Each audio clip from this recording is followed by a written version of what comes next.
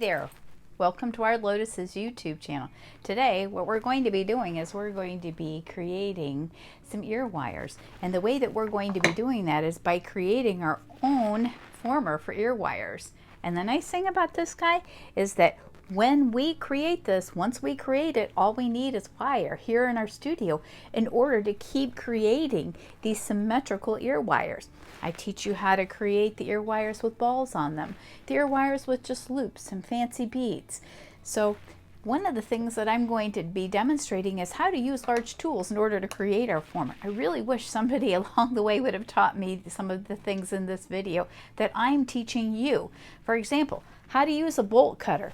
They may seem to be a little bit scary at first to use one of these bolt cutters, but actually they're very easy and they help one of our steps to just feel and cut like butter. So we're going to go ahead and we're going to use that. We're also going to be using a rubber mallet. And the nice thing about the rubber mallet is it's not as stringent or as hard to use as a hammer on our wood. We are going to use our hammer because we're going to be pounding in some nails today. We're also going to be showing you how to use a mini miter vise. And this little guy will cut dowel rods to the size that we need it. Again, this is one of those tools that I wish somebody would have showed me early on, because I do use a lot of dowel rods for forming my metal.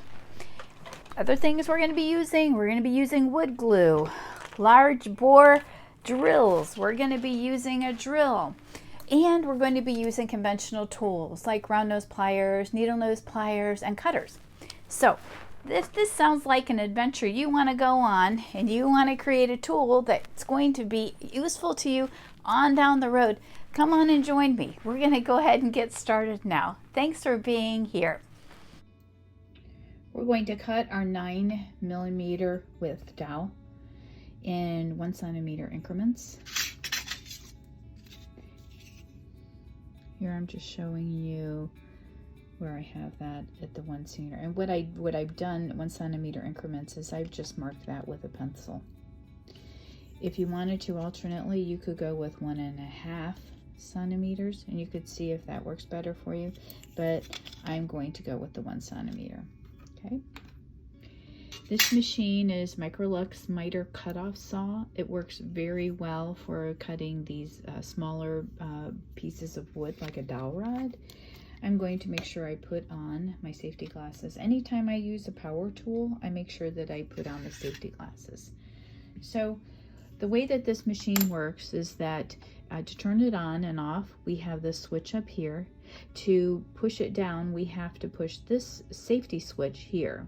I'm going to show you what happens if I push this down and I don't have the safety switch. I can't go any further. There's a stopper down here. But if I push this in, I can go ahead and I can actuate that blade and push it down. There's a safety component here. What we have here is we have the option on this machine in order to set a miter.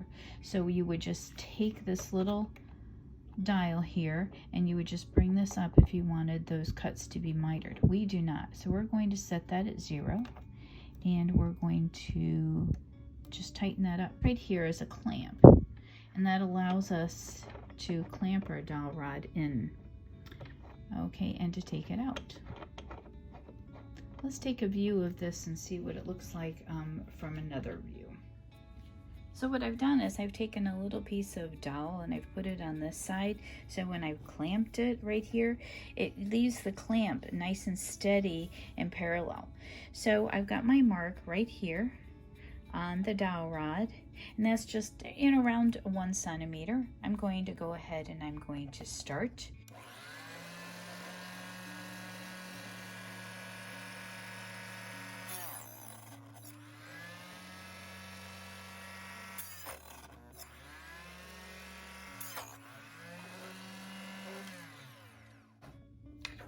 If you noticed, it took me a couple of times in order to get through that, and the reason for that is I'm just fatiguing that blade, and this is a small machine. It's not a big powerful machine. So what I want to do is I want to just allow it to rest, bring it back up again, come down and bring it back up until it pulls all the way through. So then now here we have both of our dowel rods and the size that we need. So what I've done here is I've created this template so that you can kind of see what we're going to be doing.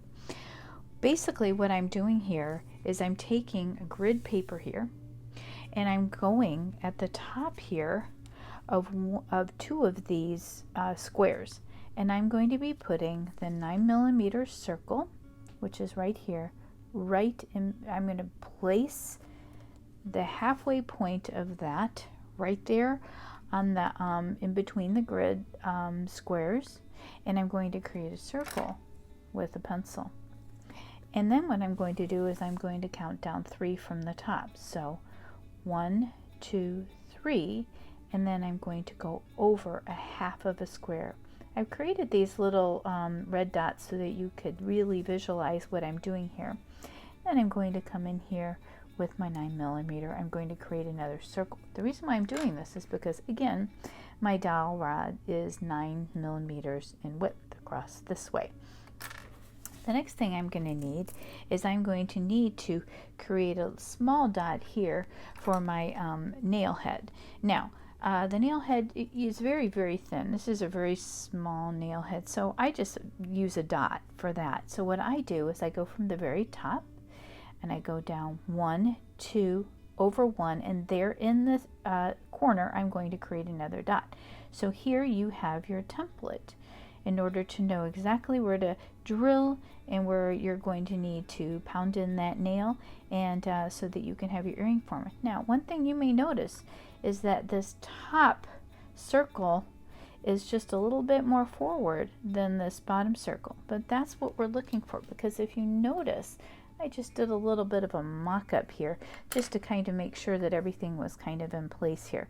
If you see here, when I am creating this, I want that to come up and around and over, and if I were to bring this over just that much more, it would make this shorter. And I think that the little bit of a longer ear wire is a little bit better for staying in the ear. Now what I'm going to do is I'm going to cut this, and I'm going to put double sticky tape on it, and I'm going to place it on our block. Now that we have our back taped up here with our double side tape, we're going to go ahead and we're going to put that on our block. And I start off here at the bottom.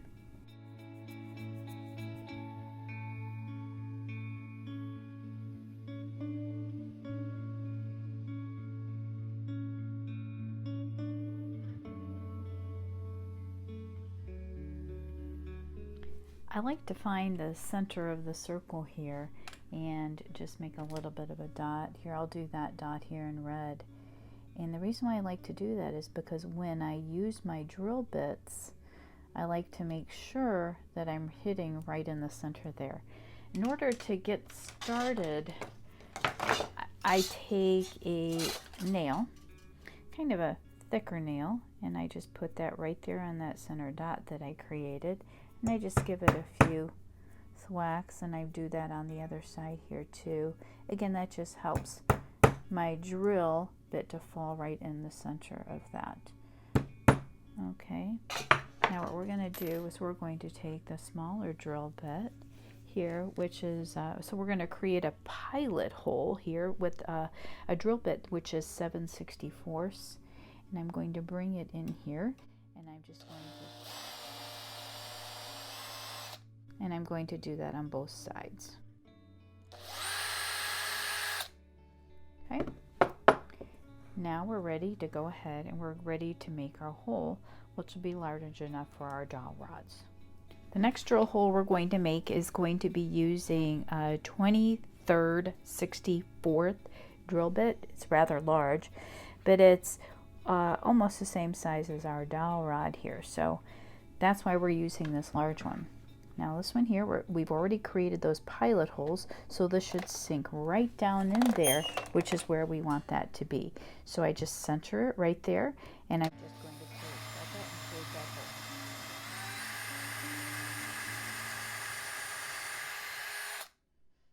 hole. And I'm going to do it on the other side too.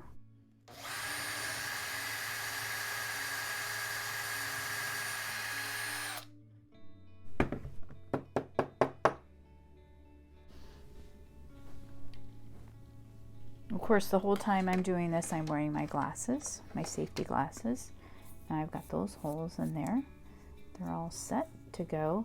And I would say I created those maybe about, I would say about 1/2 centimeter deep. They don't need to be really deep. You don't want to go too deep because otherwise you're going to bury your dowel rod, and you don't want that to happen. Now, what I want to show you is, I want to show you if I take my dowel rod and try to put that in there, it's really tight. It's super tight.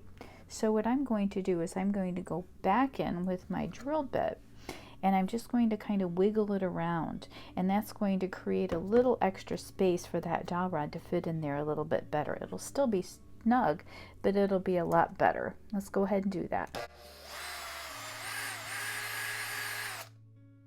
I'm just wiggling it around. Doing it on this side.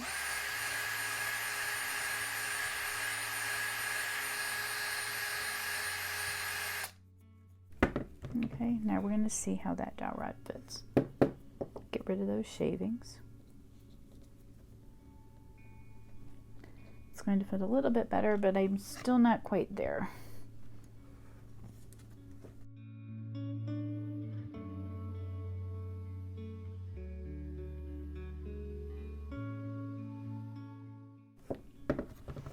Let's check now to see where we're at. Yep, we're there. Let's go ahead and put our nail in, and that nail will just be that, it'll give us that nice little loop that we have there for our piece. So it's going to be that loop that we're creating there with our nail. This nail is about 1 millimeter thick, and it's smooth, and I prefer the smoother nails as opposed to the nails that have the little lines on it. So what you're going to do is you're going to, now that you created that little bit of a bigger hole, you're going to take a look here at your mark, and you're going to say, okay, now is that work going to work, or is that not?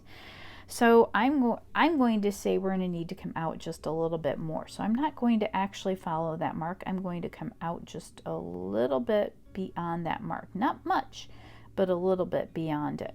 And I'm going to take a hammer, and I'm just going to hammer that in.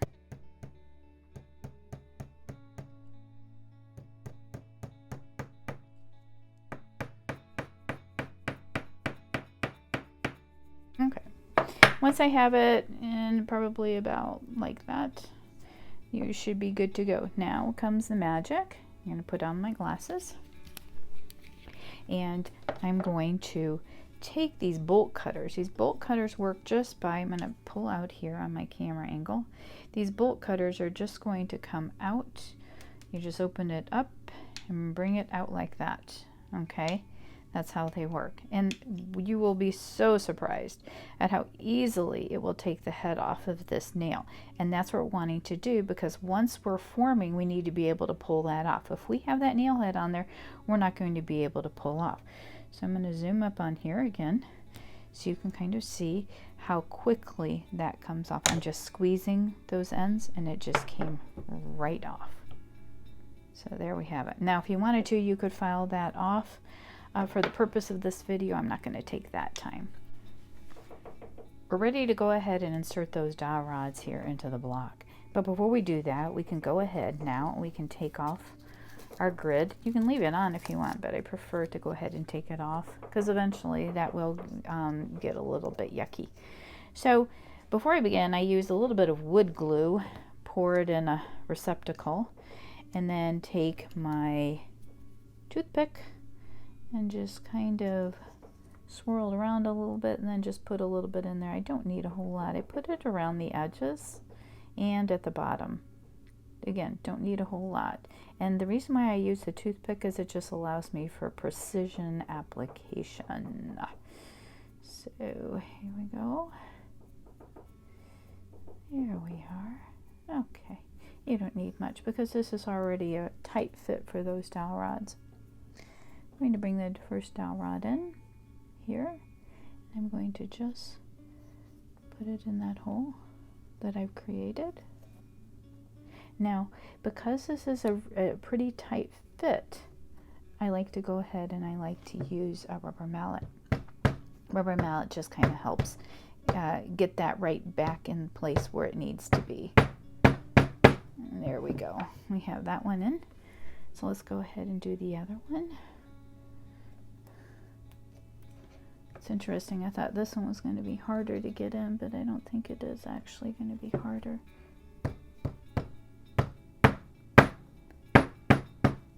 Okay, so it's in and it's ready to go. I'm going to take a look and I'm going to see, are they, like this one here, it looks like it's slanted a little bit that way, so I don't want that to happen. What I'm going to do is I'm going to take my mallet and I'm going to pound it to a point where it's just nice and parallel. Still, we're not there. We're going to do it again until that's parallel.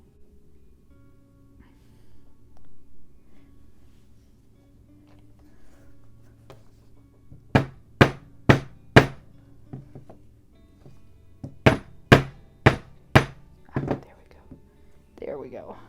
That one was just not quite right. Now I'm happy camper. There we have it.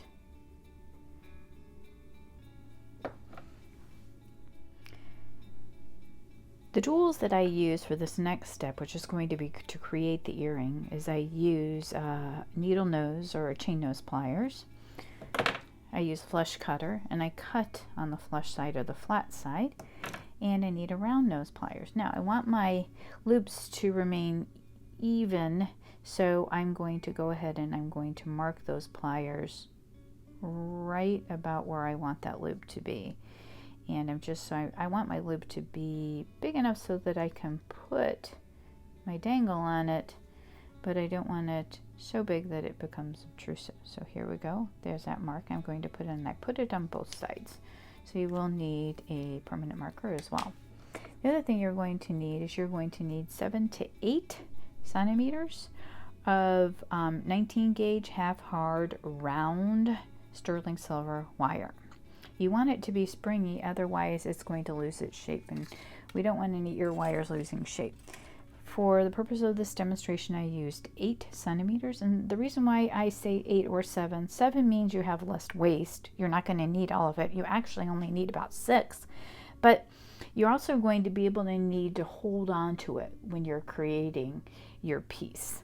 So what we're going to do is we're going to start off by creating a loop at that mark where I marked on my round nose pliers. Let's go ahead and zoom up here so you can really see what I'm doing. You need to make sure that that wire is tucked in and I can't feel it here. I'm going to show you how to do it. This is the correct way to do it. And the incorrect way to do it would be to have that wire poking out. Because if I create a loop and that wire is poking out like that, it's going to actually create a fish hook. So I do have a video on how to create a secured loop and an unsecured loop. So check that out if you need to. So I'm just going to bring that back in so I can't feel it. I'm going to grasp hold of the pliers very tightly, and I'm going to just move along that area of the pliers where I have that mark. Now, I can't go any further. I get to a point where I can't go any further, so I have to open up my pliers, close them, and I'm going to finish out my loop here. And what I'm doing is I'm rotating the pliers, okay, right here. The pliers are rotating, just like that. So I've created that loop, and here's that loop. I am happy with that loop as far as being a loop that's going to hold a piece. So I'm going to bring in my former. My loop needs to go so in the direction, if this were a person, its little head would be upside down and facing left. You want that because otherwise your forming is going to be off. So we're going to put that loop right there in the nail. I'm going to come up, I'm going to secure that with a fingernail, or if you wanted to use the flat nose pliers, you could use the flat nose pliers to hold that down. And I'm going to bring it around the first dowel. And I'm going to lift up that wire just a little bit so that I can get to the second dowel. I'm going to compress this all down so that it will lay as flat as it possibly can. And then I'm just going to swing this around here. What you're going to have is going to look like a backwards S, okay? Now, you're going to take your ear former and you're going to, or your ear wire, and you're going to pull it up. I'm not 100% happy with that because this wire is so springy, it sprung out as I was creating this. So I'm going to put this back on the bottom former, and I'm going to support that with my thumbnail, and I'm just going to bring this in. And that's going to give me just a little bit of a nicer look. Okay, now I am happy with it. Still doesn't look quite like an ear wire, so this is where we need our cutters. We need to bring our cutters in the flush side or the flat side towards the piece, and I am going to cut. There we go. Now that looks like an ear wire. I always meant to make sure that the ends of our ear wires are not going to poke somebody, so I'm going to come in with my file. This is just one of those kind of those emery boards that you can get for your fingernails. They have a little bit of a sponge core to them, and I just come in and I just take off those sharp edges that are around there. If your emery board has two sides, a side that is coarse and a side that's not as coarse, start off with the coarse and then go with a finer grit, so that it will just be just smooth as silk going into somebody's ears. There's something, it's called a cut burr. You can also use a cut burr on these wires, and that takes a rotary tool in order to take that off, or you can buy one, and you can buy one that you can use by hand as well. Okay, so let's feel that. A little bit sharp on top. It always seems like it's just a little sharp there on that top part. Okay, there we go, and there we have it. Okay, so there's your ear wire. It's all set to go. So what about those ball earrings that we see with the little balls at the top of it? I'm going to show you. I did one already. So I do a video on how to create this ball here at the end of the wire. If you use sterling silver or copper with a butane torch, you're going to find that there's a lot of dimpling that goes on. So what you're going to want to use is you're going to want to use argentium wire, and that will create this really nice sphere at the end of your wire. Keep in mind that if you use fine wire, which also creates a really nice sphere, it is not going to be strong enough to withhold that shape of the ear wire. So make sure you're using argentium sterling silver. So what we're going to do is we're going to go back to our pliers and we're going to create a loop. Now this is going to be a little bit different than what we did before. We're going to bring our mark right here against the ball that we just made on the wire, and we're just going to bend it in. I'm going to just take a look here at this side. I opened up my pliers, couldn't go any further, and I'm going to just continue creating that. Now this loop is going to be less of a round loop like what we had here, and more of a teardrop shape, and that's okay. That's okay that we can go with that. All right. We're going to now take that, put that in our former. Make sure again that your loop is going outwards and upside down, and we're going to put that there on the nail head. We're going to create our ear wire very much the same way that we did before. Up, over, in, and we're going to compress that at that point, making sure that it's as flat as it will get. And we're going to bring that around. Now, if I wanted to, I could use my flat nose pliers just to kind of compress that, or I could bring my flat nose pliers and I could bring it in around a little bit more. Now we're ready to take it off. There we have it. Again, looks a little distorted. We're going to leave that here on the bottom. I'm going to support this right here like this as I bring this tail end in. Again, if I want to use my pliers, I can use my pliers in order to bring it in. You're just retraining that. That wire's argentium hard wire. And it did lose some of its temper when I created the ball, but it still has quite a bit of temper, meaning that it's going to be springy.